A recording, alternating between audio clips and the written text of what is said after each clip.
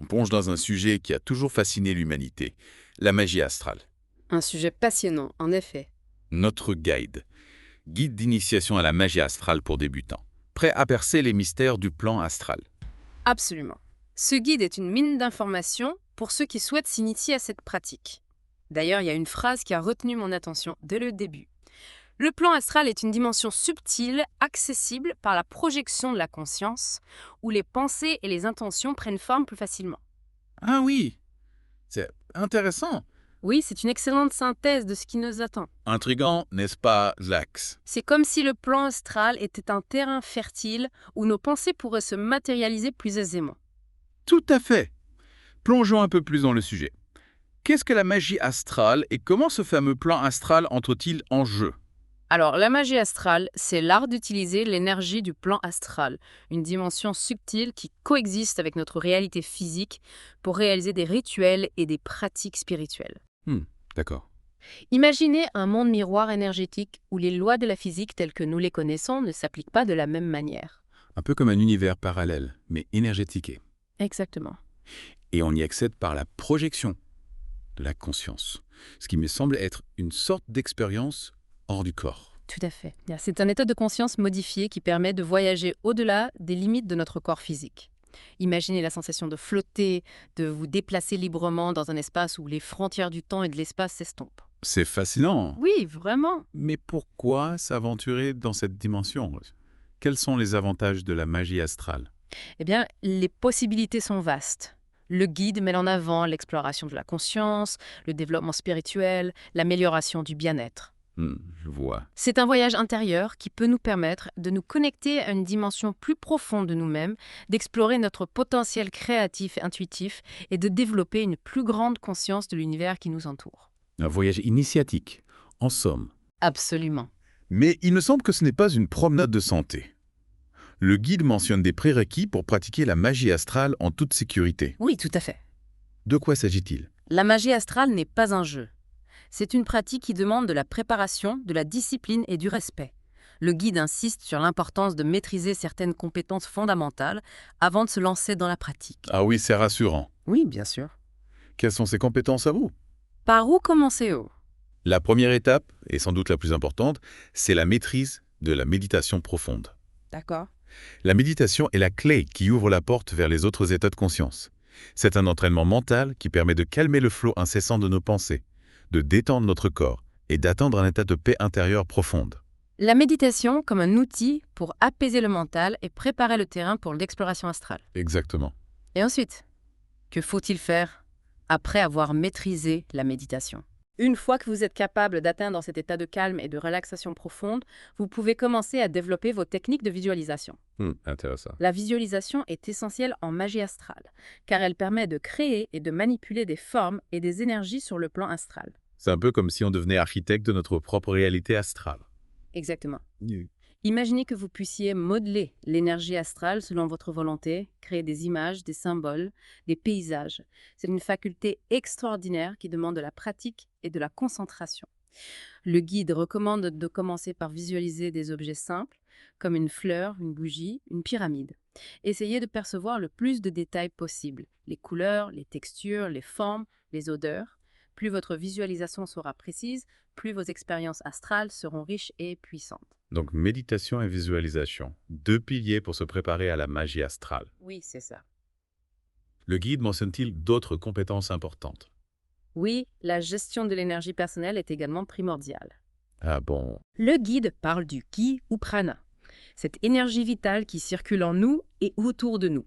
Apprendre à la ressentir, à la diriger, à l'utiliser consciemment est un atout majeur pour la pratique de la magie astrale. D'accord, je comprends. Comment peut-on développer cette sensibilité énergétique? Y a-t-il des exercices pratiques? Absolument. Le guide suggère des exercices de respiration profonde, du qigong, du yoga, ou même simplement frotter ses mains l'une contre l'autre pour ressentir la chaleur et le flux énergétique entre les paumes. Ah, je vois. C'est une façon simple et efficace de prendre conscience de l'énergie qui nous anime. C'est fascinant. On commence à entrevoir la complexité de la magie astrale. Effectivement. Mais n'oublions pas un aspect crucial, la protection énergétique. Oui, bien sûr. Avant de s'aventurer dans le plan astral, il est primordial de se protéger des influences indésirables. Oui, j'imagine que le plan astral, comme tout environnement inconnu, peut présenter des dangers. Exactement. Comment se protéger concrètement? Le guide propose une technique simple mais efficace, la visualisation d'une lumière blanche ou dorée qui nous enveloppe et forme un bouclier protecteur. Imaginez cette lumière comme une barrière impénétrable qui repousse les énergies négatives et vous permet d'explorer le plan astral en toute sécurité. Une sorte d'armure de lumière. Oui, on peut dire ça comme ça. C'est rassurant. Mais comment savoir si on progresse dans notre pratique yoga? Le guide propose-t-il des outils pour s'auto-évaluer? Oui, le guide recommande de tenir un journal spirituel. Notez vos sensations, les images ou messages que vous recevez, les difficultés rencontrées. C'est un excellent moyen d'analyser vos expériences, de suivre votre évolution et d'identifier les points à améliorer. Un journal de bord pour nos aventures astrales. J'aime bien l'idée. On a parlé des prérequis, mais j'imagine qu'il existe des techniques spécifiques pour se projeter sur le plan astral, n'est-ce pas? Bien sûr. Le guide en présente plusieurs. Aujourd'hui, concentrons-nous sur la méthode du cordon d'argent et les exercices de relaxation pour le départ. La méthode du cordon d'argent, c'est assez mystérieux. De quoi s'agit-il exactement, Magie? Le cordon d'argent représente le lien énergétique entre notre corps physique et notre corps astral. C'est un fil invisible qui nous relie à notre enveloppe charnelle pendant que notre conscience explore d'autres dimensions. Et comment l'utiliser pour se projeter à Z? Imaginez, en état de méditation profonde, ce cordon argenté qui part de votre plexus solaire. Visualisez votre conscience glisser le long de ce cordon, s'élevant doucement hors de votre corps physique. C'est un processus subtil qui demande de la pratique et de la patience. Et les exercices de relaxation pour le départ, en quoi consistent-ils? Il existe plusieurs techniques. Le guide mentionne la relaxation progressive qui consiste à contracter puis relâcher chaque groupe musculaire, des pieds jusqu'à la tête, pour atteindre un état de détente profonde.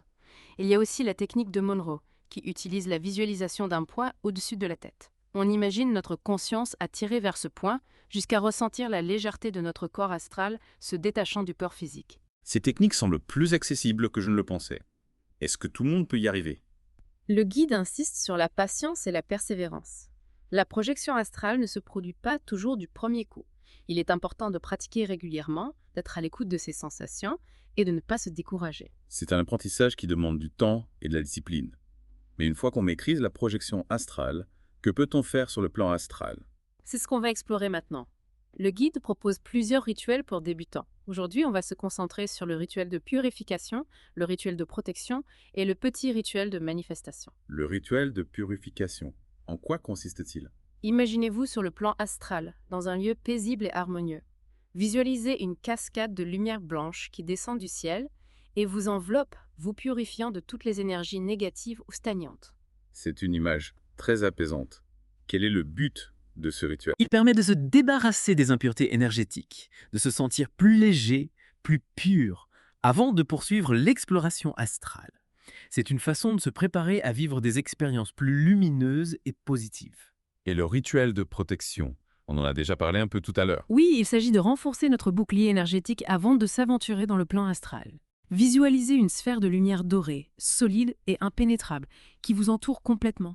Affirmez mentalement votre intention de vous protéger et de ne laisser entrer que les énergies positives. C'est rassurant de savoir qu'on peut se protéger ainsi. Absolument. La protection est essentielle, surtout lorsqu'on débute. Cela vous permet d'explorer le plan astral avec plus de confiance et de sérénité.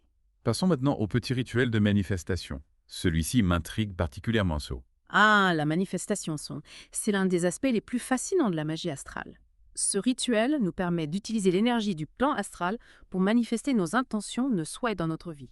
Comment cela fonctionne-t-il concrètement? Tout d'abord, définissez clairement votre intention. La confiance en soi, la sérénité, la réussite d'un projet.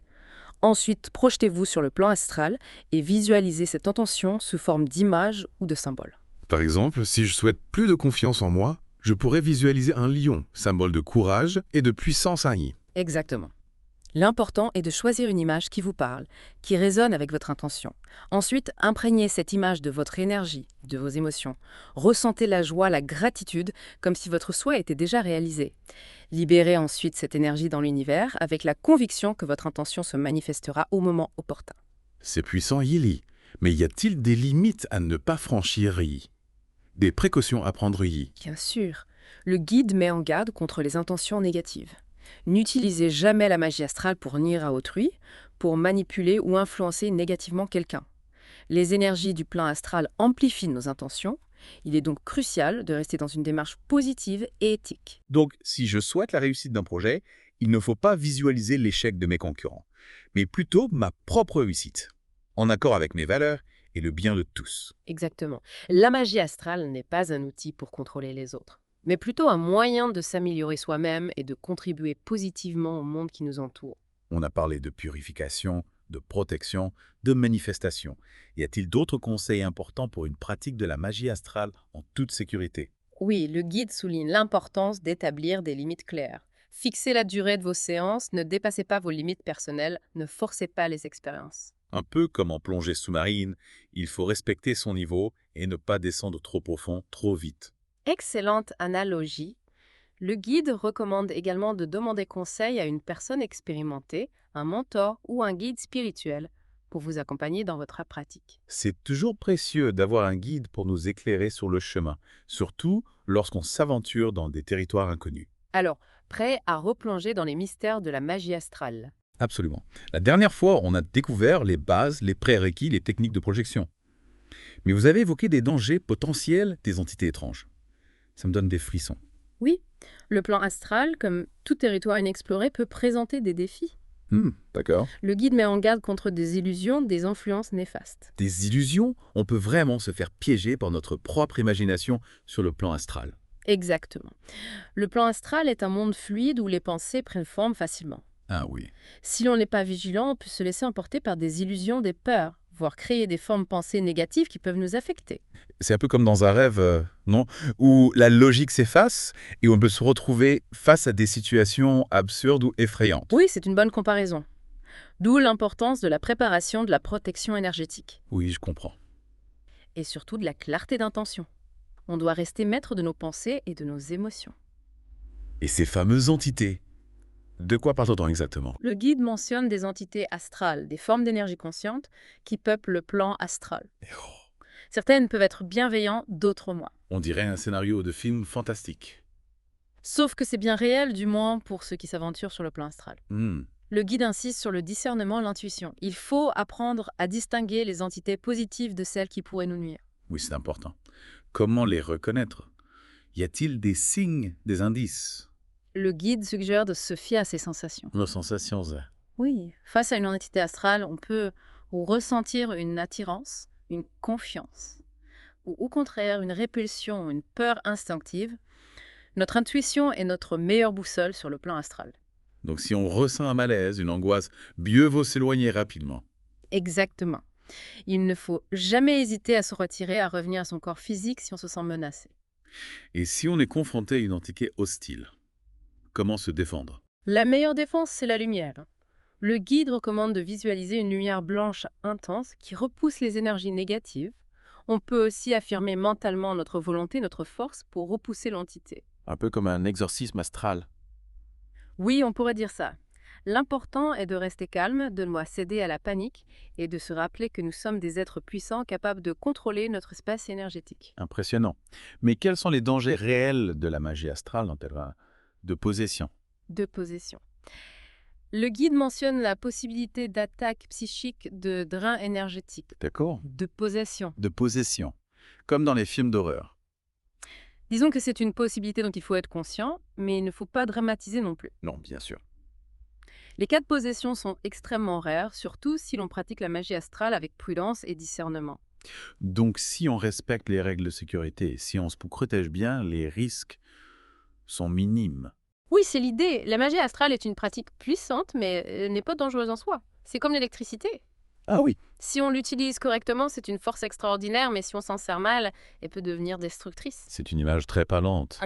On a parlé des dangers des entités. Mais finalement, à quoi sert la magie astrale? Qu'est-ce qu'on peut en faire concrètement? Les applications sont nombreuses.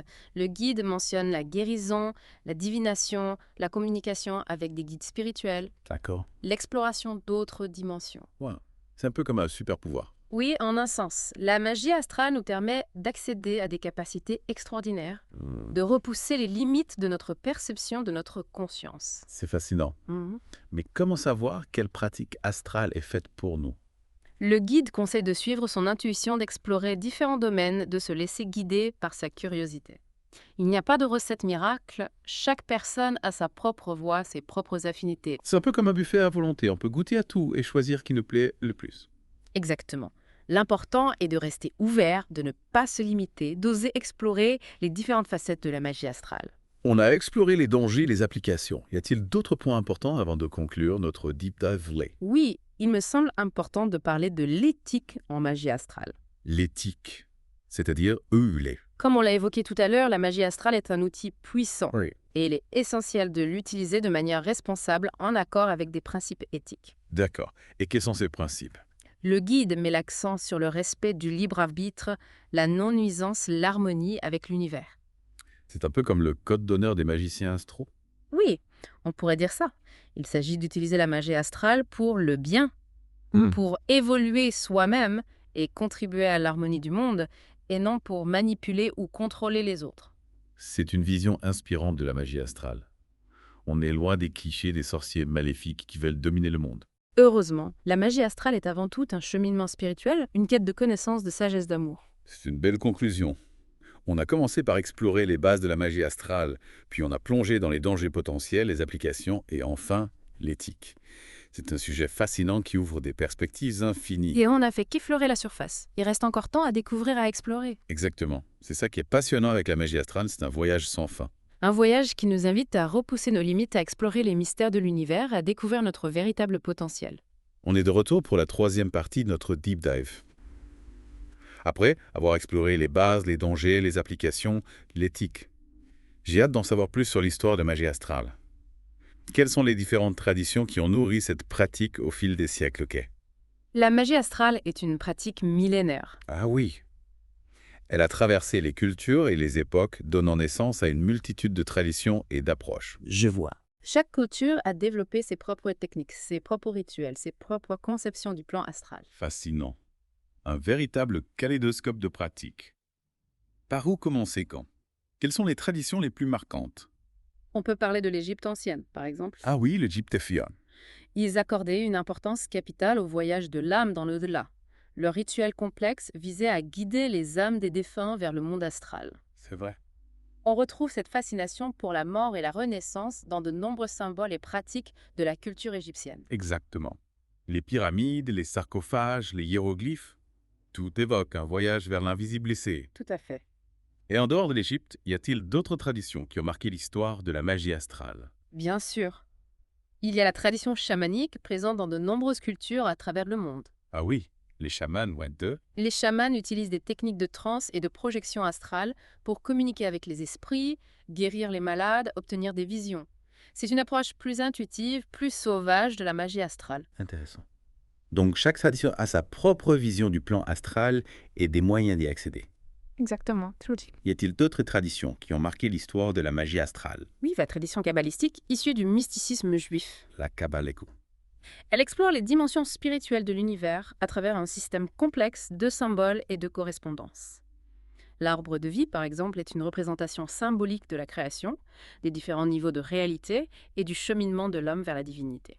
On a l'impression de voyager à travers l'histoire, la géographie, la spiritualité. C'est passionnant de voir comment la magie astrale a inspiré l'humanité depuis la nuit des temps. Oui, c'est une pratique fascinante. Et aujourd'hui, comment s'initier à cette pratique? Quelles sont les ressources disponibles? Il existe une multitude de livres et de ressources pour ceux qui souhaitent approfondir le sujet. On peut commencer par les classiques, comme le livre des morts des anciens Égyptiens ou le Yi King chinois. Ces ouvrages offrent un aperçu fascinant des conceptions de l'au-delà et des pratiques magiques des cultures anciennes. Des voyages initiatiques à travers les textes sacrés. Exactement. Et pour une approche plus contemporaine de la magie astrale. Il y a des auteurs incontournables comme Robert Bruce, William Bunman ou Ophiel. Ah oui, j'en ai entendu parler. Leurs ouvrages proposent des techniques, des conseils, des récits d'expériences qui peuvent être très utiles pour les débutants. Ils démystifient la magie astrale et la rendent accessible à tous. C'est précieux d'avoir des guides expérimentés pour nous accompagner dans nos explorations astrales. Tout à fait. Et puis il y a Internet, bien sûr. Oui, Internet regorge d'informations sur la magie astrale, forums, blogs, groupes de discussion. C'est une mine d'or pour échanger avec d'autres pratiquants, partager ses expériences, trouver des informations complémentaires. Exactement. Mais attention, il faut rester vigilant et faire preuve de discernement. Toutes les sources ne se valent pas. Comme pour tout, il faut savoir trier le bon grain de l'ivraie. On a fait un beau voyage à travers la magie astrale. Oui, un voyage passionnant.